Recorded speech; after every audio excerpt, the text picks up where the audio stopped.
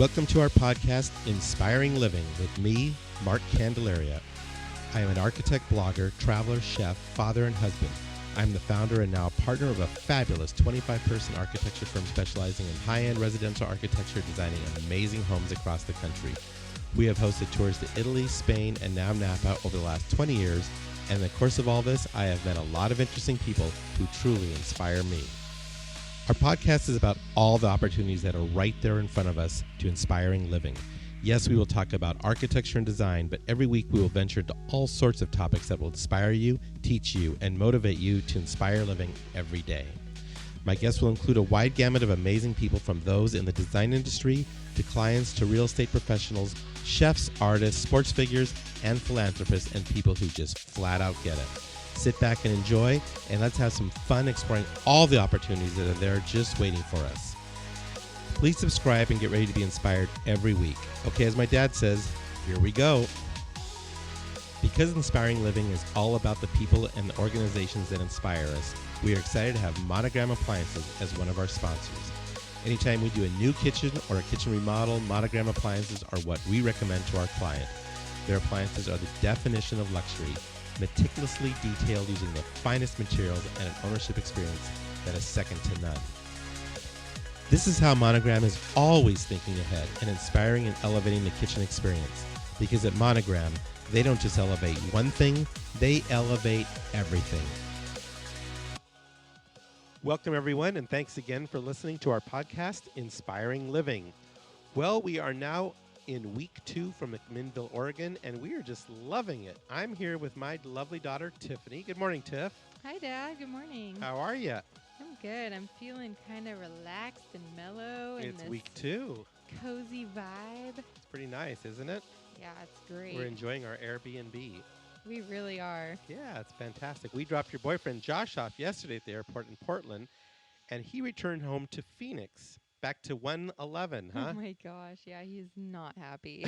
That's quite a change. And this coming Saturday, Isabel flies out here for a couple weeks, so I'm really excited about that. I'm really missing her, and I can't wait till she gets here. So meanwhile, we are now in week 17 of working from home at Candelaria Design, and we were slated to come back to work in mid-July, but with the rise in cases, we are now pushing it to mid-August, and we'll likely just keep Zooming and working from home until after Labor Day. Yeah, it's crazy, but it's nice. I've gotten used to it. Getting used to working from home, right? Mm-hmm. So thanks to all who tuned in over the weekend to our Candelaria Design cooking class, where we made caprese burgers, bacon s'mores, and our new cocktail, The squirrel tail. the squirrel tail. Woo! Those were fun, wasn't it? Yeah, that was fun. And we came up with some really great recipes. They were delicious. They were delicious. We had a lot of fun grilling in our Airbnb backyard, and the recipes can be found on our Candelaria Design website, with the video on our Candelaria Design IGTV and my personal IGTV, as well as on our Candelaria Design YouTube channel. So check that out. These burgers were amazing. So good. We got local fresh beef at the farmer's market and like local basil. Everything was just so fresh. All fresh and homemade right here in the heart of Oregon. And then stay tuned for our second cooking class from Oregon, as we will make a creamy Tuscan salmon. This is your recipe, Tiff. It is. It's super simple. It's an adaptation of a couple different recipes I found on Pinterest, and it's really easy. It's one pan, and the flavors are just phenomenal. We've already made it here, I think, on our second or third day we were here. I made it for you, and you were so like, good. whoa, this is off the charts. It was good. So, like, we're making that again. Okay, so our mantra is inspiring living, and we do our best to do that in everything we do, from our podcast to our cooking classes to our tours, and, of course, with our Candelaria Design homes. Every day is special, a gift, and all we have is right now. With that being said, I want to send my most heartfelt condolences and prayers to the entire Teddy Bernal family of Frank and Lupe's restaurant right there in the heart of Old Town Scottsdale, as Teddy lost his battle with COVID-19 yesterday. I was shocked to hear the news. My good friend Eddie Matney called me just as I was reading it. And Eddie was good friends with Teddy. They had restaurants right across the street from each other, were good bros. And I was fortunate to share some time with the three of them together. We called ourselves the Three Amigos. And we'll miss Teddy. All of us will miss Teddy. I don't know all the details yet, but we were messaging over Memorial Day weekend, so whatever happened, it appears to have happened quite quickly. Bottom line, guys, take this COVID thing seriously, real seriously. Teddy was a young, vibrant man, husband, father, and a good, kind friend to many of us. He will truly be missed for sure. Okay, so with that said, I want to offer my gratitude to all of you who have been listening to our podcast as our listeners keep growing nicely. Thanks to all who tuned into our podcast last week featuring Anna Sadler of Surface Refinements. Her story was so interesting that we decided to make it a two-part podcast, with part one that aired last week in episode 45 being about her and her husband Scott's work and craft and their passion behind the amazing repertoire of work that adorns many of our homes and projects. This week's podcast, episode 46, is part two with Anna and her husband Scott, who joined me in studio to talk about their life story, which is amazing, including their time and adventures with none other than Ringo Starr and Prince Albert. Wow. Yeah, it's crazy. She's lived all over the place. Quite a life, huh? Yeah, really. Yeah. So their story clearly shows that anything can happen when you get out there and take some chances and say yes without knowing the how. Their story is truly inspiring and quite amazing. Okay, have a great week, everyone. Stay safe, and let's live life with love, compassion, and positivity. Okay, here we go. My guest today is Anna Sadler and her husband Scott, who both own and operate Surface Refinements, a Scottsdale-based company that creates artistic finishes for walls, ceilings, furniture, mirrors, as well as large-scale art on canvas. So I have two artists in a row now on my podcast, but with completely different paths and operations. So welcome you this morning, you guys. How are you? We're doing great. Good. I got you both up really early, huh? You know me, Mark. I'm up at 4 just like you. We started texting about 5, I think. I think so. Yeah. So many of us here in Scottsdale in the high-end design and construction world know you two. We love the two of you, by the way, all of us. And I've had the pleasure to work with both of you. Tell us more about your business and craft. What do you guys do? Well, every morning, once we get up, we start researching around 5 a.m. We sit at the computer and start looking for patterns, designs, colors, and they come from anywhere around the world. So where do you find these things? On social media, magazines? Everywhere. Everywhere. Magazines.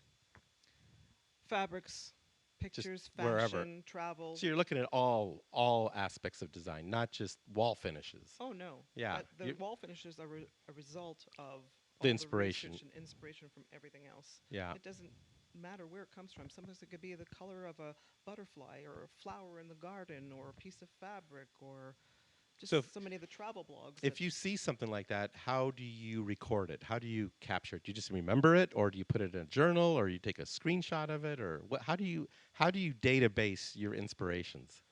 A lot of screenshots. Yep. A lot of magazine clippings. I'm old school, Yeah. so I still like The tear and the feel. tear and the feel of a magazine. I can compose files and files and files of images, and then when a project comes along, I dig into my data bank, so to speak, and depending on whether it's a client that we just meet directly, Right. or if we're working with a team of designers, we get called in. They usually have their storyboards, and then we jump in and get to be a part of the creative process. Cool. Early on. Very early on. Yeah. That's neat. But I'm sure there's some projects where they're under construction and the inspiration comes and they go, oh my God, we need Anna and Scott out here to come up with something. Do you get some situations like that where it's just like, I think I've done that with you guys. It's like, I need your help. We need your help out here. Can you guys put something together for us?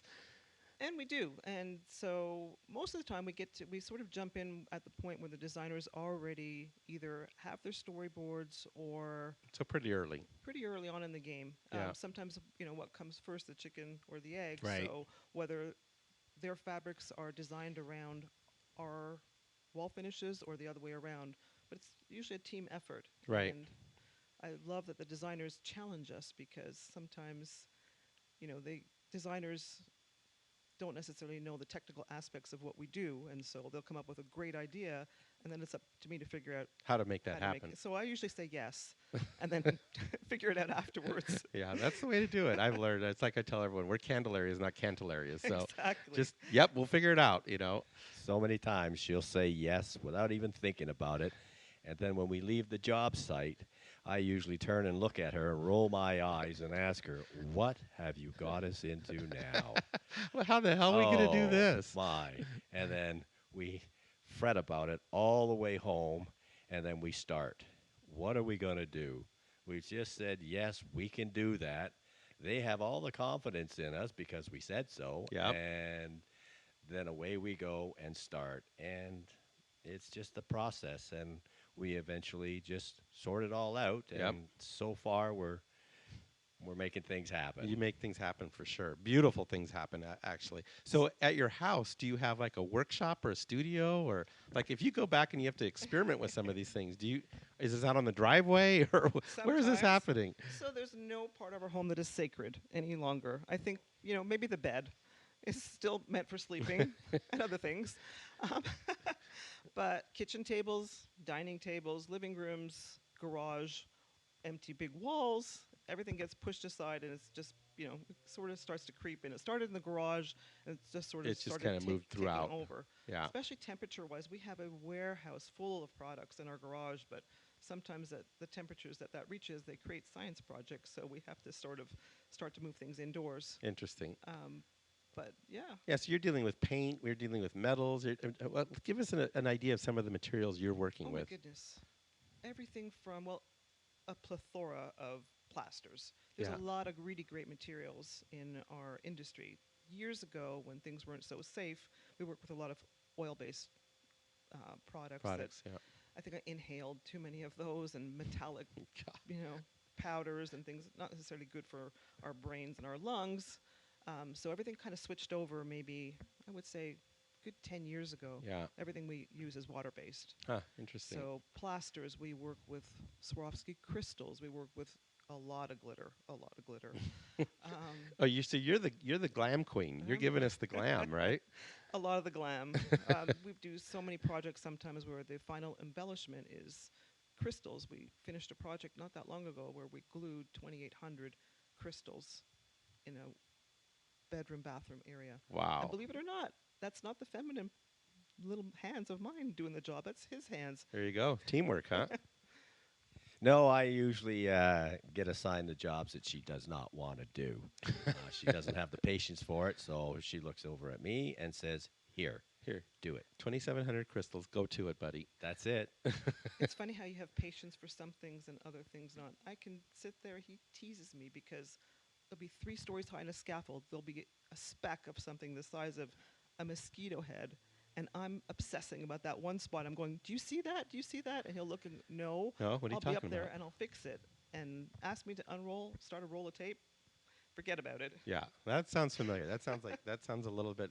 Isabel and I have those same little idiosyncrasies that they're not the same as yours, but same situations. We know what each other's strengths and weaknesses are. Exactly. And fortunately for us, they kind of yin and yang. So between the two of us, we can get the job done. Good balance. Yeah, good balance, exactly.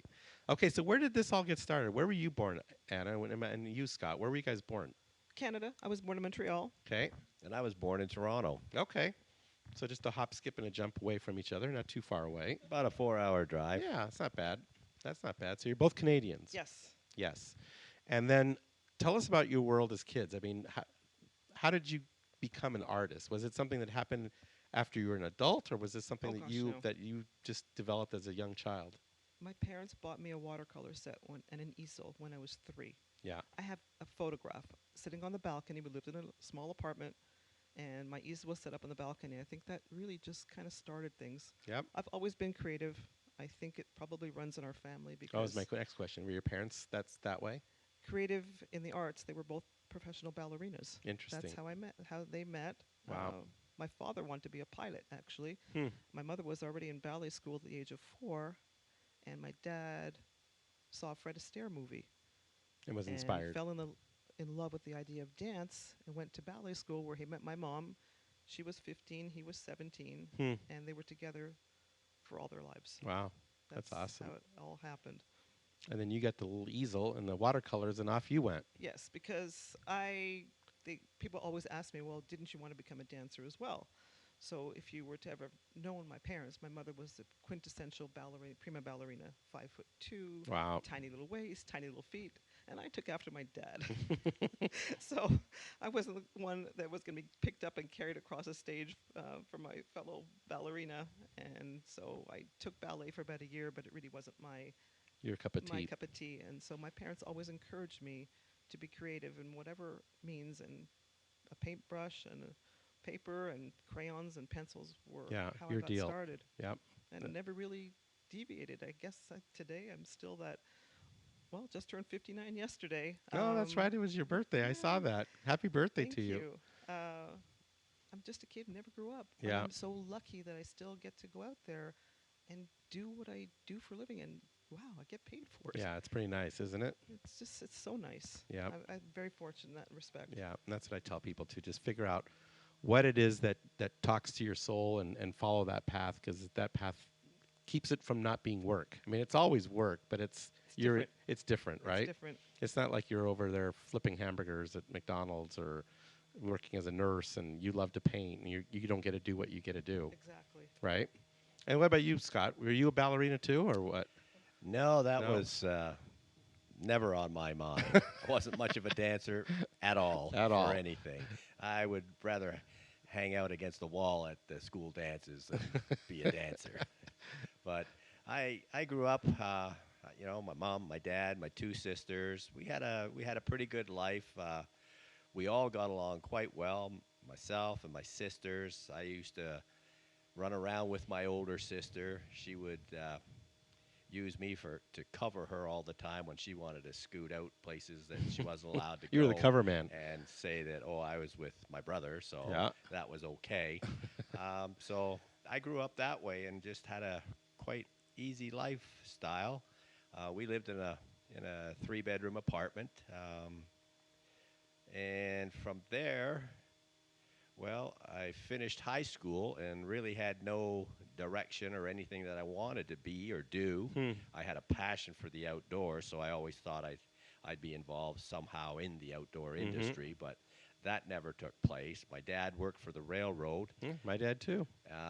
Canadian Pacific Railroad Okay. in Canada. Yep. So one day he came to me and said, well, he said, the Toronto Police Department is looking to hire. There's an ad in the Montreal Gazette, and they're looking to hire. So what do you think about that? And I looked at him like, are you kidding me? Like, what? I was the furthest thing from wanting to ever be a policeman. And I thought, I don't think I'm for that kind of a job. He said, well, give it a try if you want. So I thought, okay, well. We'll go check it out. I always listened to his advice, so that's just what I did. I applied, I got the job, and that was that. So I stayed 16 years on the police department, and then at that point, I was able to end up to come to the United States. I was a previous marriage. My ex now was offered a position in a company in Michigan, so we decided Check that out, huh? to do it because we thought we could always come back, and so that's That's how that happened. my life growing up. Huh. So when you went to Michigan, what did you do? Michigan. Well, when we moved to Michigan, I was not allowed to work because of immigration. I was just given a status that I could live there but not work. Interesting. Yeah, so, and the same thing with my kids. They Yeah. they were able to live and not work. So I spent, How old were you then, roughly? let me think now. Maybe 38. Okay, that's what I was guessing. Yeah. Yep. So that's how that went. And during that period, I ended up getting a divorce. Yep. And so next thing I knew, I was like, okay, now what? I'm here in the U.S. I don't have No a job. I'm not allowed to work. And I thought, wait, something has to be wrong with this. But fortunately, the paperwork the company that brought us in had the paperwork in to immigration. And so finally that did come through, and I finally was able to obtain my green card, and that was that. And so away I went from there. Interesting. And then at that point, I became a personal trainer. And then, well, my life's been all over the place. Yeah, let's stop you right there. Let's catch her up to you now. So you're in Montreal, right? Yes. You're there with your easel and your paintbrushes. You finish high school, and then what happens? I ended up in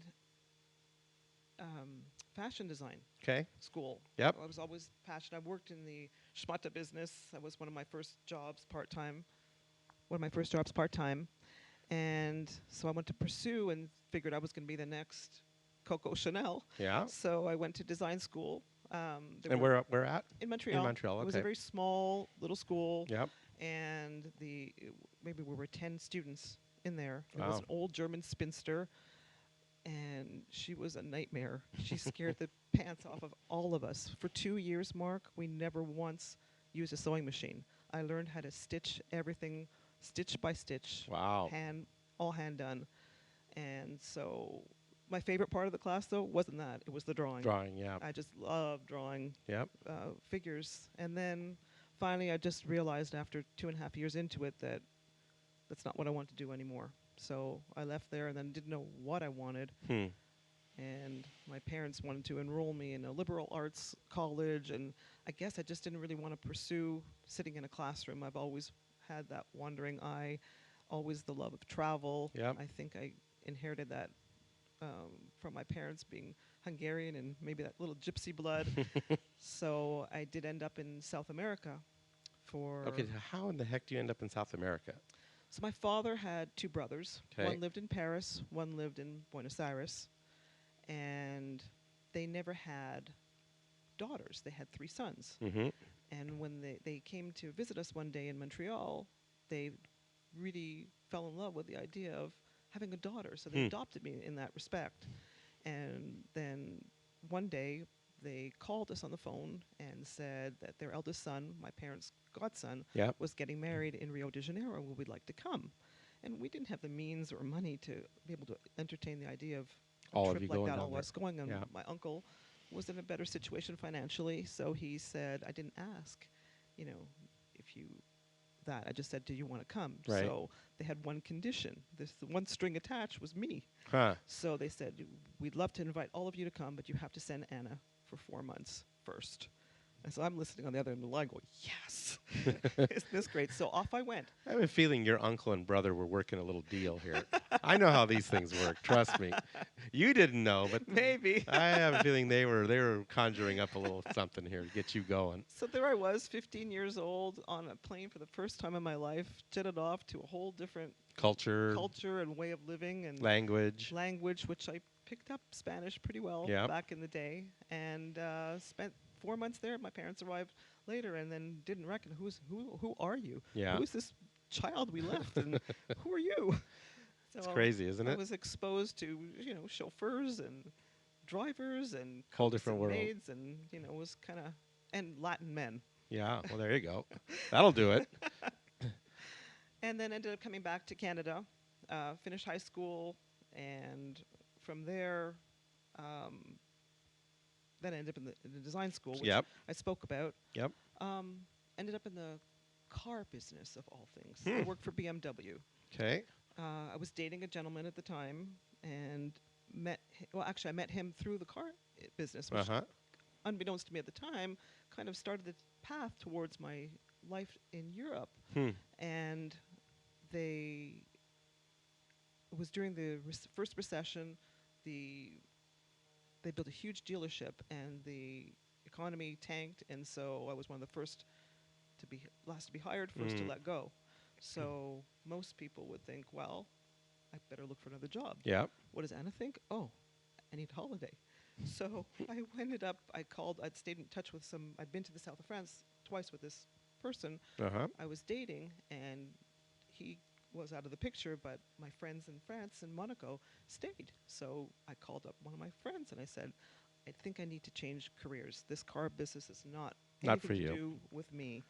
So she says, well, come. So literally 2 days later, she picked me up at the airport in Nice, and she said, the last time you were here, you didn't meet somebody, and I've been telling them all about you, so I'm going to take you to him right now. And so literally she did. She picked me up and took me to Monte Carlo and took me to the art gallery where I met my ex-husband that day. 3 months later, long story short, I ended up relocating from Montreal to the south of France. Wow. And that's where I ended up how my life there started How old were you then, roughly? in my 30s. Okay. Yes. So you're in the south of France. You're in Monte Carlo, Monaco. I mean, Mhm. I've been there. It's incredible. It's an incredible place. Yep. So my ex had 2 art galleries. Okay. So one of the art galleries was 19th century and post-impressionist paintings and furniture and antique carpets, and the other one was a contemporary art gallery which he had just opened up. In the contemporary art galleries, when I entered the scene, the artist that he was featuring was an artist who was one of Dali's last students. And it's happened to give you the Dali this cup morning. this Yes, morning. I thought that was something. His name was Nal, and he was an incredible illustrator and watercolor artist. And it was through him, so my ex, we had a vernissage, and it was through him that one of our clients, a pretty well-known guy, maybe you know the name, Ringo, Starr and his wife, every summer, Nal opened up his studios to 8 students to teach. Interesting. And so So you had Ringo. You were hanging out with Ringo. we hung out with Ringo Starr for the entire summer, and he was a really incredible artist by his own means. So we hung out together and became friends. He was a client of my ex's in the gallery. They bought some furniture and some pieces, and one night, it was just one thing led to another. We did a lot of socializing back then. He came for dinner. And it was a funny story because I called my brother up. I said, "You're never going to guess who's coming for dinner." And so they came for dinner, and I went all out. I love to cook. Maybe you know that about me or Yeah, not. I do. And I stressed about it for weeks, thinking, what could I make? Well, Yeah. I did everything wrong. Everything I put between cream, wine, garlic, onions, either they were allergic, plus they were ex-alcoholics. So all the alcohol in the food was a no-go. All the food that I made, they were allergic to, Oh my dairy, gosh. etc. But it turned out to be one of the most memorable evenings of my life, as you can imagine. And so I just had to sometimes pinch myself, thinking the opportunities I had Yeah. to meet people. Anyway, from there, we transformed that gallery. The second vernissage we had was Pissarro, Claude Pissarro, who is Camille Pissarro's grandson. Interesting. And he came to my ex at the time with wanting to do a exhibition, and all his paintings were like his grandfather's. And my ex was saying, well, you're very talented, but, you're just copying your grandfather. Right. Come up with your own school of painting. So he did. He disappeared. We didn't hear from him for 6 months.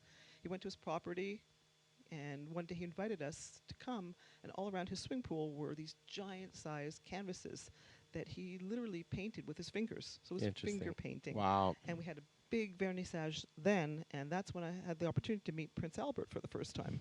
Well, you can imagine my mother at this point. So You were selling cars back in Montreal, and now yeah, you're hanging out with Ringo Starr and Prince Albert. So, like, See, you never know what can happen, whose right? life is this? And that was he was very gracious, and I insisted I'm pretty stubborn. It must be my Hungarian stubbornness, or maybe it's coming from my name, which I'll tell you about afterwards. Yep. But I told my ex, I'm doing all the cooking, and he was like Oh boy, horrified. here we go 'Cause again. he had all the best caterers and everything, and I said, no, I'm doing it all.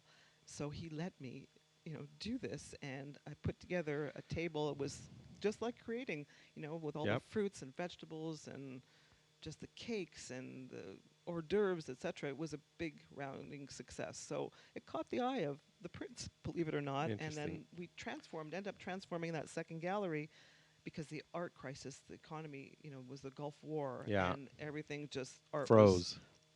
over. So Yep. we had to do something quick to make money and pay the rent over there. As you can imagine, what that must have cost to open the doors to 2 art galleries in the center of Monte Carlo. Yeah. And it turned into a little gallery where we had gifts and antiques and light French country furniture, etc. And it was my little world. My husband was in the other gallery, and that was mine.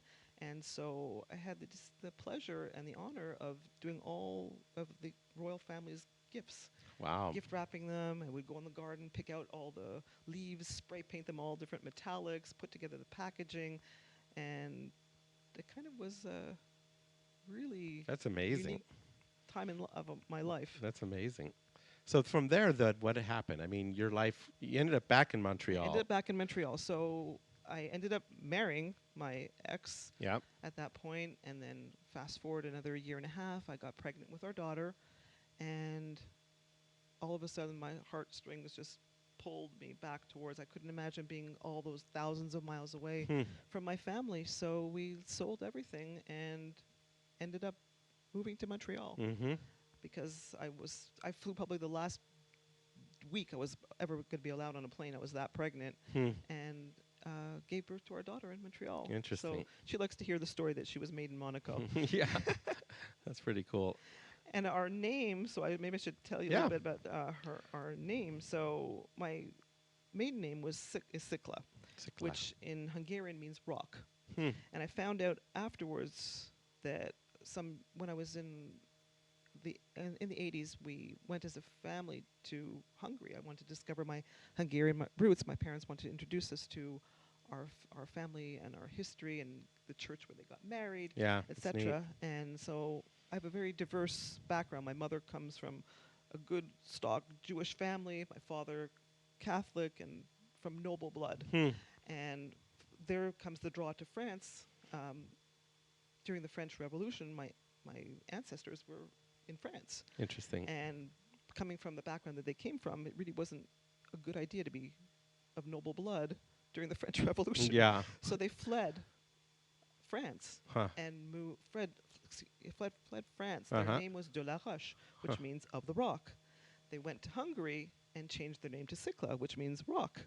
To shorten it up. To shorten it up. Yeah. And so that was just an interesting story we found out when we were in France, because my father's other brother was a brain surgeon who lived in Paris. Wow. And he took us on a trip one day to the Chateau de Chantilly. And we had no idea. He stood there in front of this huge bronze of a duke. And he said, that's your great uncle, Isn't that Duke crazy? de Montmorency. And that castle over there, Chateau de Chantilly, that was in the family. Oh So my brother and I gosh. looked at each other going, What? And even to think, I don't know if you remember way back, the James Bond movies, that castle was in the beginning part of one of the James Bond movies. I'm like thinking, can we lay claim to this? Do we have any rights? That's crazy.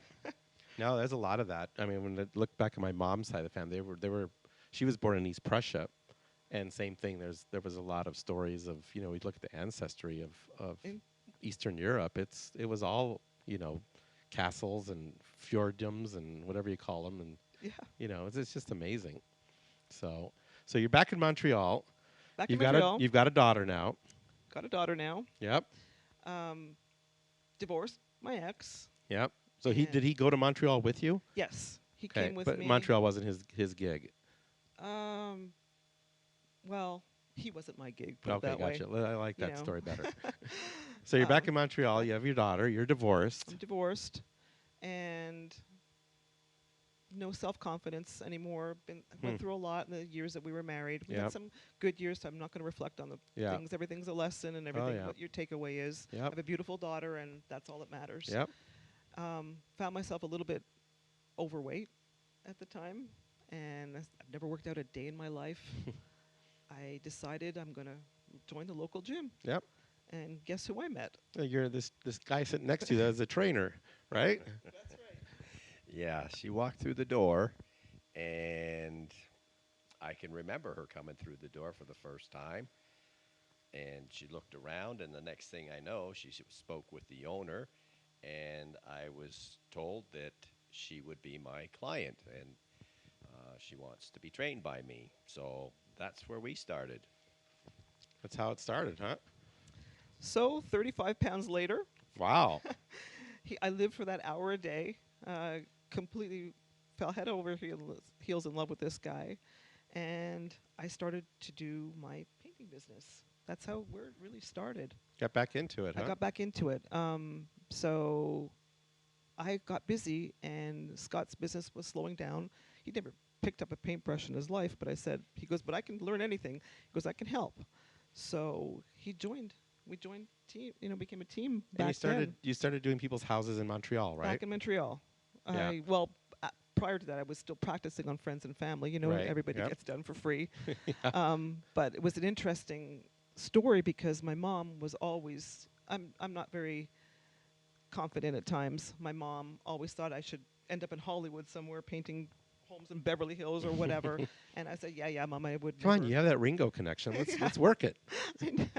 I never really, believed in myself in that respect. And so we had a ritual. Every Thursday, the Montreal Gazette would have a home section. And every Thursday, she'd open up the newspaper and say, when am I going to see You in here. you in here? And I went, oh, Mom, one day. Yep. And so I wanted to surprise her. So it was a big deal for me.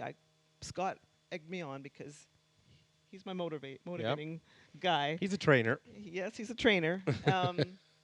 I called up the editor, Annabelle King, and I basically told her my story a little bit and why I thought I might make an interesting one for their paper. So she agreed to come and interview me.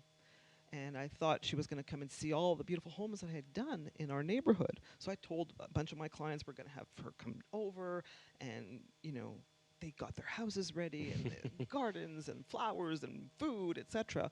And she arrived. She pulled up in a long stretched limousine with her assistant to our little 86-year-old cottage that we had fixed up, bought for $100,000 and turned it into something quite lovely. That's the one on the newspaper article. That's the one on the newspaper article that I showed you. Yeah. And so she walked in. She went upstairs to, use the bathroom. Yep. Came back downstairs, turned to her assistant and said, we're leaving. Like, she was there 10 minutes. Oh, my God. And I thought, oh, my God, what have I done wrong? She doesn't like me. She left. And I turned to Scott and said, what the heck happened here? I had to call all my clients and say that, She came, she's gone, I don't know what happened. We're not coming over, I don't know. I'll get back to you. I'm so sorry for everything that you had done. So 2 days later, she made me wait. The assistant called me. She says, well, Annabelle was very impressed with you and your home, and she's not interested in writing an article about all the other homes out there. She wants to write the article about you. Interesting. And so that's what ended up happening. The photo shoot came, Yep. the photographers, the writers, they came in, they did a whole photo shoot on this little nothing cottage. Trust me, it was nothing. All 1,300 square feet of it with, it was just run down, but it was charming. Right. And one thing led to another. From that article, another magazine came out and wanted to write about the house as well. So it became quite the tourist attraction in our little town of 5,000 people. Our house, we'd have cars pull up all the time, pull up in front of the house to see what was all the fuss about. And so we ended up on the cover of that magazine, and then we were, at that time, commuting back and forth to Florida. One of my clients, whose home that she was supposed to see, had a place in Naples. Oh, okay. So that's how the Florida thing happened. So that's kind of how the connection happened. We would head down there. So she came to us one day in the gym and she says, are you still interested in doing my place in Florida? So I said, absolutely. It was January. It was minus 26 I'm ready degrees. to go. She plunked 2 airline tickets down on the bench and said, you're booked. So 2 weeks later, we were on a plane. Yep. We flew to Florida and did her place there. She was such a great promoter and loved the work that we did so much that she invited all her friends to come over.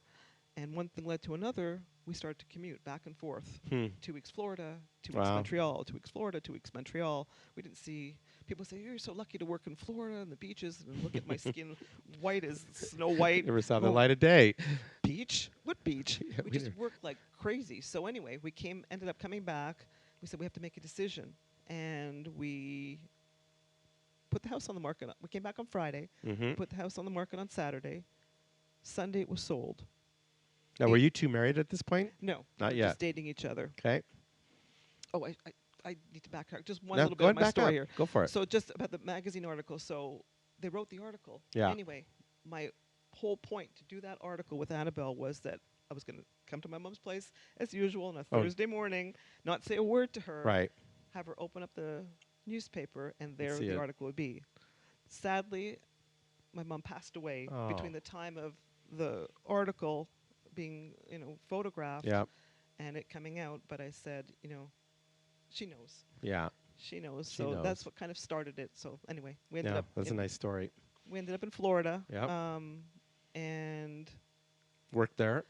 so all this back and forth commuting, I picked up every top magazine in Naples to see the who's who Right. in the area, and we had a 4-foot and a 6-foot ladder. We had my old 2002 Beetle.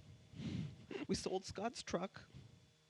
We had no equipment, but we wanted to get into the big leagues. Yep. So I wasn't afraid to approach. I did all my homework, had all my list of the top designers in the Naples area, and we did cold calls. Yeah. We knocked on their door. That's what you got to do sometimes. You got to do it a lot. Yep.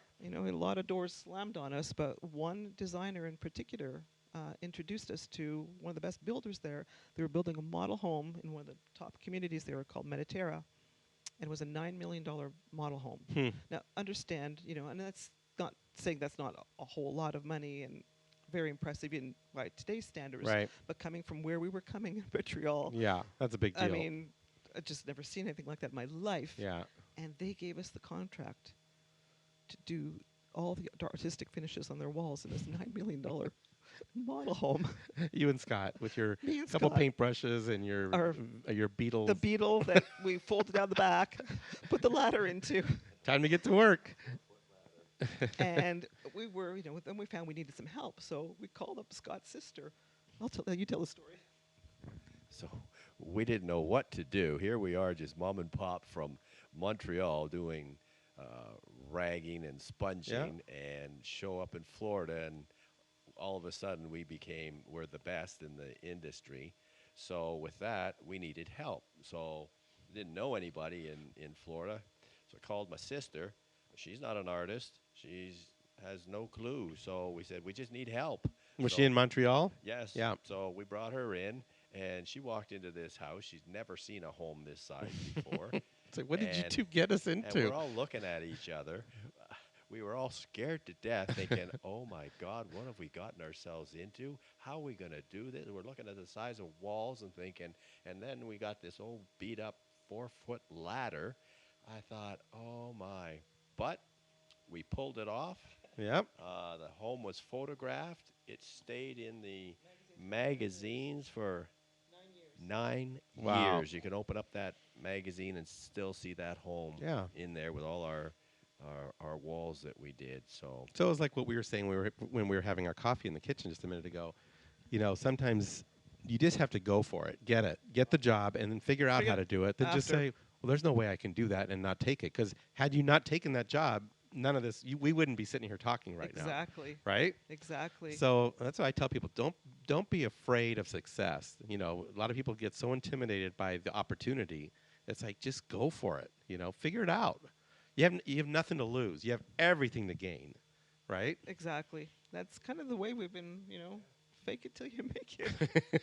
But sometimes it's in the process that you learn things. Yeah, You can't- absolutely. Everything's not written If you in. just didn't do it, you wouldn't learn anything. Exactly. Yeah, Things are written in pencil. yeah, and it doesn't all go perfectly. Oh, no. Life is not a sample board. No, That's for sure. Yeah. That's where the stress comes in. you dive in and make it. I tell people, shoot the arrow and then aim the arrow to the target. People sit there and aim forever and never pull the trigger. It's like, pull the frickin' trigger. You have nothing to lose. Nothing to lose at all. Yeah. So So from Florida, how did you get to Scottsdale? 4 hurricanes one summer. Oh, okay. That was what the trigger was there then. So anyway, from that big job, we Yep. ended up with several other jobs. We gained a nice reputation in the Naples area. Bonita Springs. And then one summer, there were 4 hurricanes. And we said, This is enough. we can't anymore. I'm tired of bad hair days. I'm tired of mosquitoes. I'm tired of the potential of alligators in our swimming pool. Yep. And 4 hurricanes and no roof on our lanai.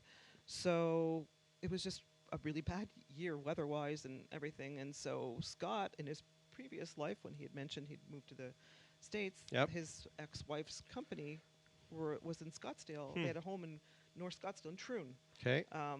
And so he'd only ever been down here in December, January. You know what that's Yeah, like, yeah. right? That's a perfect. Perfect weather. So he Yeah. says, I'll take you somewhere where there's no rain. No bugs. anymore, no bugs, no alligators. He didn't tell me about the snakes, scorpions, monsoon, or anything like that. Pandemics, riots, fires. So what ended up happening, we just decided, I guess you're a little more bold when you're younger and Oh, yeah. less to lose. And so we said, we had a good business going. We said, what the heck? Let's start all over. Let's do it again. Yep. So And what we- year was that? 2005. Okay. Yeah. So that's So- about when you and I met. That's right. So again, I was doing my homework back Yep. then. I'll tell Yep. the story about Okay. how I came across your name. So anyway, we pack up everything. Yep. We load up the truck. We get a driver. He's going to drop our furniture. We had a Hummer back then. We put the Beetle in tow. we drive here. And when did we get here? July. Oh, boy. It's 113 degrees and rain like I've never seen in my life. And I said, what? What the heck? The Have you hurricanes done? are following us. It was the worst monsoon season, I think, since we've been here to Wow. date.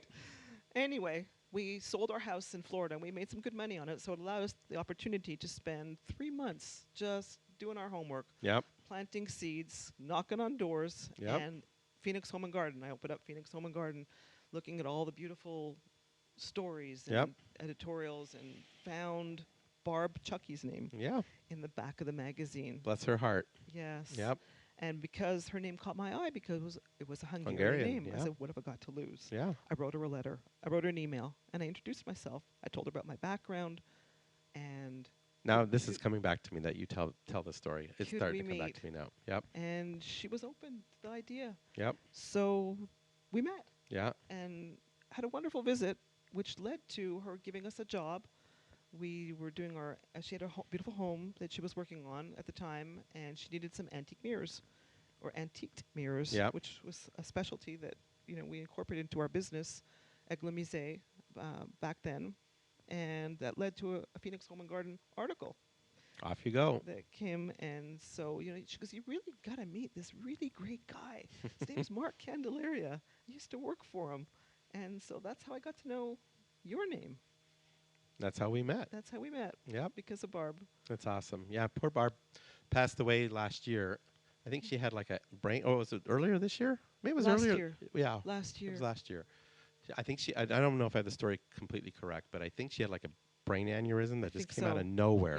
Yeah, And she went into a coma. She's 9 like, years yeah. old, or not even 36 years old. Yeah, totally fine one day, and the next day Yeah. it's like Love boom. life. Yeah, totally. Yeah, she started as our office girl at CCBG as like a 13, 14-year-old.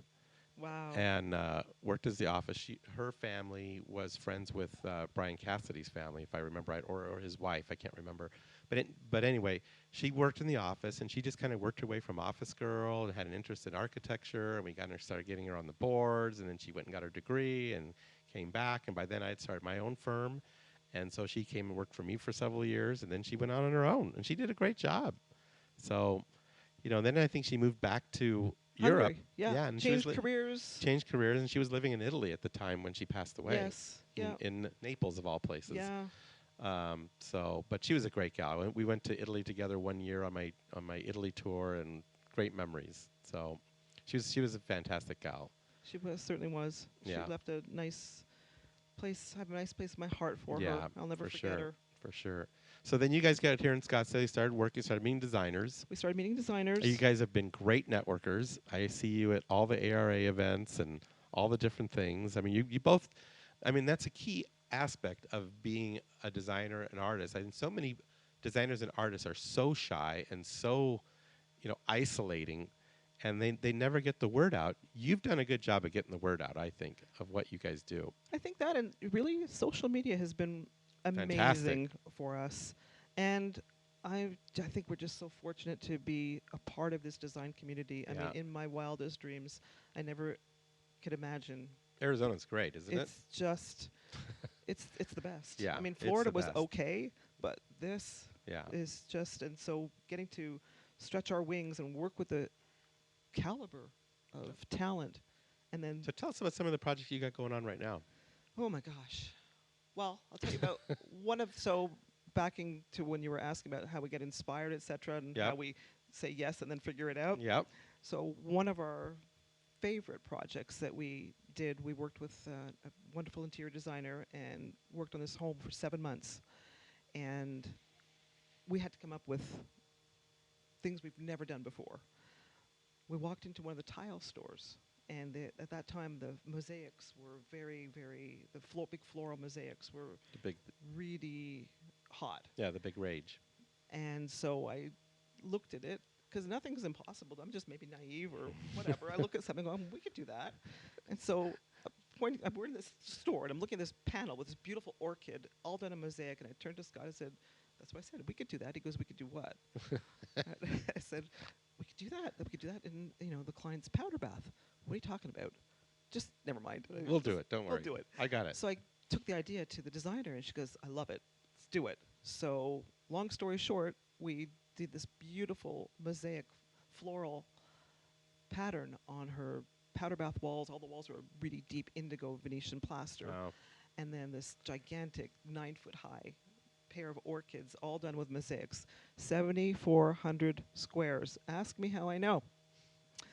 Every leaf took 4 days. Oh my gosh. Halfway into leaf number 1, I went, uh-oh. Oh, this is We seriously underbid this one. undercharged for this one.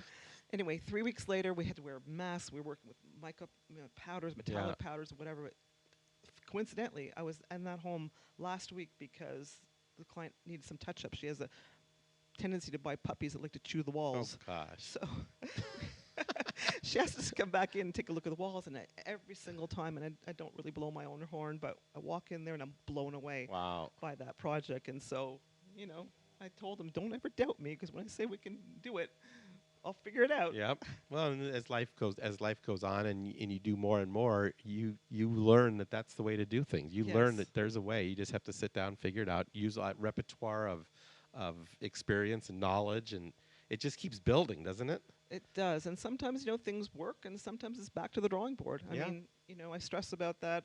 I'm my toughest. I would never want me for a client, because I'm so tough Yeah. on myself. So the clients are always know they're in good hands, because if I'm not satisfied, they're never going to see. They're going to end up with a perfect, hopefully as perfect as possible a result. So we Right. get to be creative. I mean, it's just interesting that we get to really a blank canvas. Give me a wall, a beautiful big wall, and Right. it's just a canvas to create something from nothing. Yeah, and there's some things I've been conjuring up for the two of you. I know that Uh-oh. I've got a house that I'm really trying to get you involved in, 64,000 square feet, gilded in gold. And so I think we're going to need I need Scott and his 2,700, 4,700. maybe this house will have 20,000 tiles. Oh my gosh.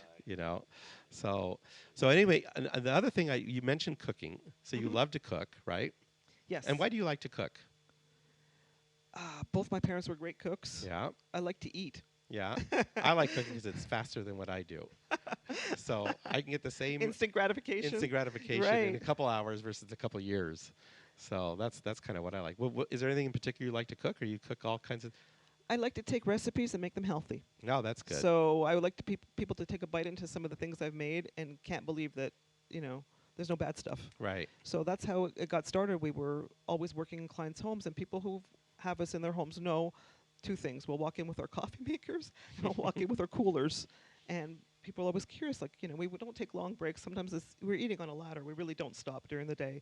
But the few times that we stop, it's like 5 minutes. We go grab something to eat, and people were always curious, well, what's in your cooler? So we'd show them. And well, could you teach me how to do that? So that's how our second business, Brushstrokes of Flavor, Ooh, I love started. it. We So did tell us about that. well, we stopped doing it because it got to be a little crazy. But we exactly that. We would take clients who would want to have personal training advice. Yep. And learn how to eat healthy. Everybody wants to know. Okay, so you're going to come on my cooking show that we do. You've probably seen it on Instagram now. Yes. So you're going to be one of my guest chefs, and we're going to learn how to cook healthy. How's All that? right. Give me a recipe. I'll make it healthy. Well, I'm going to have you give us a recipe. Okay. Or maybe I should. Maybe that's what I should do, Yeah. is give you one of my recipes, and you. Oh, I don't know if I want to mess with perfection. Well, no, yeah, there's no perfection. It's trust me, it's the theory of just get out there and do it and see what happens. I do that all the time. So I know you guys love travel. Do you guys do a lot of traveling still? I mean, no one's traveling right now, Not but right now, I haven't been abroad since I moved back to Canada. Okay. It's been a long, long So time. you have to come on one of our tours. We do. Yeah. We really do. That would be it would be such a blast to travel with the two of you.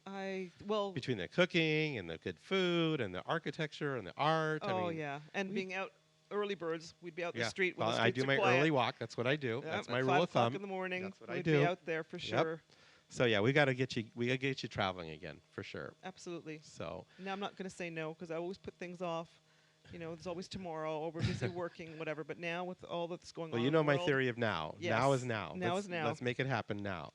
So there was a line in your bio that I found very interesting. We want to feel 3 things every morning before we start our day: energized, inspired, and optimistic. We want to greet the day enthusiastic and creative as our artistry comes from our hearts. Going to sleep, we want to feel accomplished and proud. This is the foundation in how we run our business. These are key factors and what drives us to excel and exceed even our own expectations. I love that. Thank you. It's a very simple rule that everyone could do every single day. You know, honestly, I always say to Scott, he's heard me say it 10 dozen times, if compliments could pay the bills, I'd take that any day. When people entrust us with their most inner personal spaces, Right.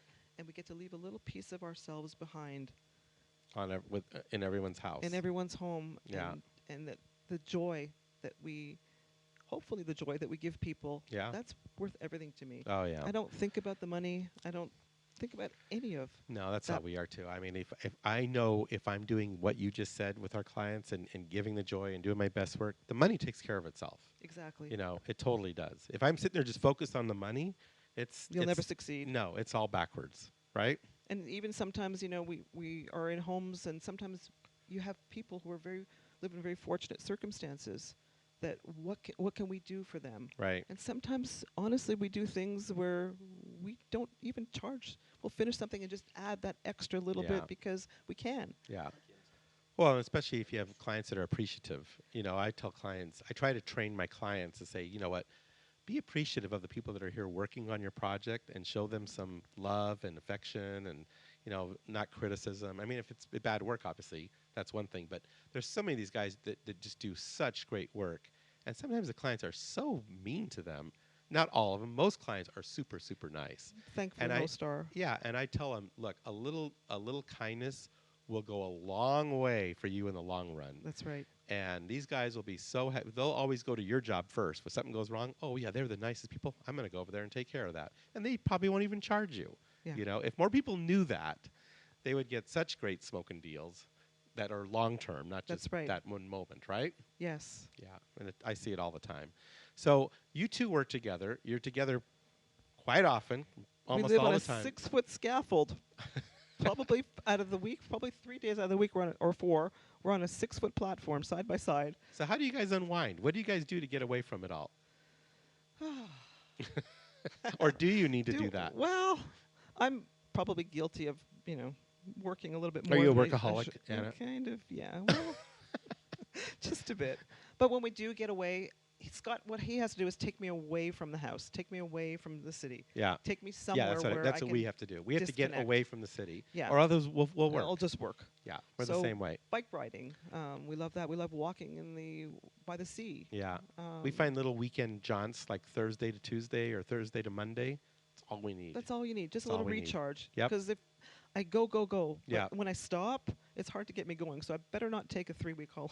Right. So what are some of the keys to your success, would you guys say? You've mentioned a lot of them during the course of this podcast. I think it's hard work for sure.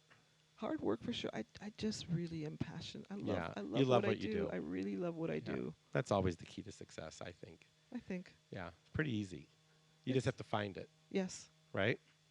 And search for it. I mean, try different things. I encourage young people to just try different things. Don't worry about failure. You're so young. Who cares, right? I try And to tell it's easy and inexpensive to fail when you're young. Right. Okay, it's a lot harder when you're 60. So I say when you're, especially now, I think when you're between 15 and 30, go out there and try everything that just resonates with you, and then you're gonna find something that's gonna stick. I try to tell that to my daughter. Oh, She's I've still got 3 trying to figure it daughters, out. too. I but know. I got the same thing, but I just tell them, just go try things. Try it out. Don't be afraid. Give it a shot. So You guys definitely have done that, and I think your work is absolutely fantastic. So what's next for the two of you? Where do you guys go from here? You're still experimenting. You're still learning. You're still doing things. I think always being creative, maybe transitioning a little bit off the scaffold. You know, Mhm. I don't know if I want to be climbing up there when I'm 70 still, but I've been. Are you training any young people to kind of filter into your business and maybe do a handoff? No, not so much. Think about that. Well, I've thought about it, but haven't found the right person yet. But for us to transition, I really, really am starting to enjoy more and more the prospect of taking the finishes off the walls and putting them on canvas. Interesting. There you go. So coincidentally, That could be a good transition. this past 2 months, Mhm. we've done 4 canvases Good for for you. clients. That's awesome. And I can't tell you, I mean, Scott knows when he sees that look on my face, I actually had no stress. Yeah. Because it was just the beautiful music was on, 6 feet from the coffee maker, Yep. had giant canvases You're to not work climbing on, up the scaffolding. no scaffolding, and just creating without There you go. pressure. I love it. And I love it. really, really enjoyed it. Plus, you know, nowadays it's not a bad idea to maybe opportunity to work more from home and Yep. not necessarily be in people's homes. Yeah. So I think that's probably the next step. That's interesting. Yeah. I love that. More abstract. Yeah. So the other thing with the artist I had on my podcast last time, Cody Hooper, I was telling him because I love. Sometimes he does a little video or something. He's in the process of working. Have you done any like time lapses or anything like that of your work? Have I, Scott? I would love to see you guys do something like that. Just see how a project evolves, or even if it's just a couple steps of Yeah. what you do and just time lapse it. Well, we did that for that studio. Remember with big camera filmed me. Yeah. So yes, you're right, Mark. You should do that because that's what's so I think really intriguing about The your process. work. The process. Yeah. I find that so fascinating, you know. And I film myself sketching a lot of times in time lapse those. I've watched that so you many know, times. and people just It's come back to me. mesmerizing. They say it's mesmerizing. Yeah. It's meditative. I just sit there and just like zone out. You know, it's like I'm not learning how to draw. I just love sitting there watching you draw. You know, so I can only imagine what that'd be like to put some cool music on and just watch you work. Okay. I think it'd be I'm fascinating. going to do it. Yep. So where do we find you? We find you on Instagram for sure. Instagram, Facebook. Facebook. Yeah, you have a great site. You're always posting, which I love. It's a great way to stay in touch with you guys. Absolutely. And info@surfacerefinements.com Okay. is our email address. Perfect. I don't know if you have our phone number. We will posted put on your all of the stuff in our story notes on the podcast, Yeah. and so you'll be able to have direct links to Scott and Anna. So check their work out. They are fantastic. They're fantastic people. I always get energized and charged every time I meet them. And so for the designers that are out there, if you have not met them before or have not used them, I strongly, strongly encourage you to use them, not only for traditional work, but ultra-contemporary work. They do the whole gamut, right? Probably 90% of what we do now is ultra contemporary. Yeah. Yeah. So check them out. You will love it. Thank you so much, you guys. Thank you so That much. was an awesome job. Thank you, Mark. I want to say a big thank you to my good friends at Stockett Tile and Granite Company, where your project is our priority. The Stockett team, along with so many others, are wrapping up the final details on our demonstration kitchen at our new expansion of our Candelaria design offices. We have started our online video cooking classes, and our kitchen is amazing. I have had the pleasure of working with the Stockett team for nearly 40 years on some amazing projects, and trust me, they are the epitome of excellence when it comes to tile, marble, and granite. Work bar none. Their skill and customer service is impeccable, and the bottom line is they are just good people. I have traveled with, dined with, and just had good times, both personally and professionally, with Dave Stockett and his lovely wife, Becky, and they are the best. When it comes to your next kitchen, make sure Stockett Tile and Granite is a part of your team. Thanks for listening. We hope you enjoyed our podcast. We encourage you to write a review, screenshot it, and share it with your friends. Please instant message it to me and follow us on Instagram and Facebook. We thank you for listening, and we look forward to sharing more insights to inspiring living next week.